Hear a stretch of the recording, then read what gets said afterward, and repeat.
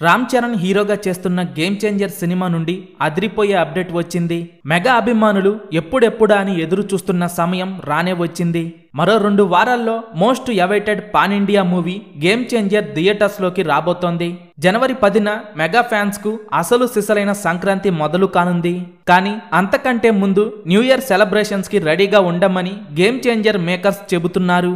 ఇప్పటికే game changer నుండి release అయిన సాంగ్స్ కు అదిరిపోయే రెస్పాన్స్ రాగా తమన్ అందించిన బ్యాక్గ్రౌండ్ స్కోర్ కి కూడా మంచి ఆదరణ లభించింది.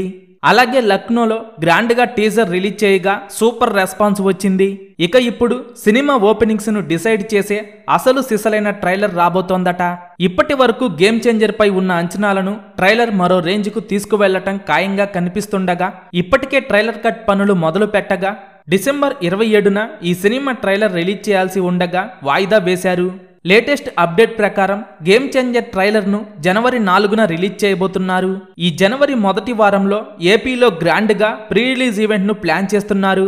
ఈ ఈవెంట్ కు డిప్యూటీ సీఎం పవన్ కళ్యాణ్ ముఖ్య అతిథిగా రాబోతున్నారట.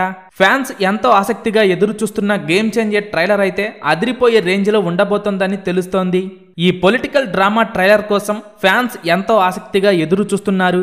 ఇప్పటికే ట్రైలర్ కట్ అయితే ఒక రేంజ్ లో వచ్చిందంటున్నారు. గేమ్ చేంజర్ సినిమా గురించి ఫ్యాన్స్ లో చర్చ మొదలైంది.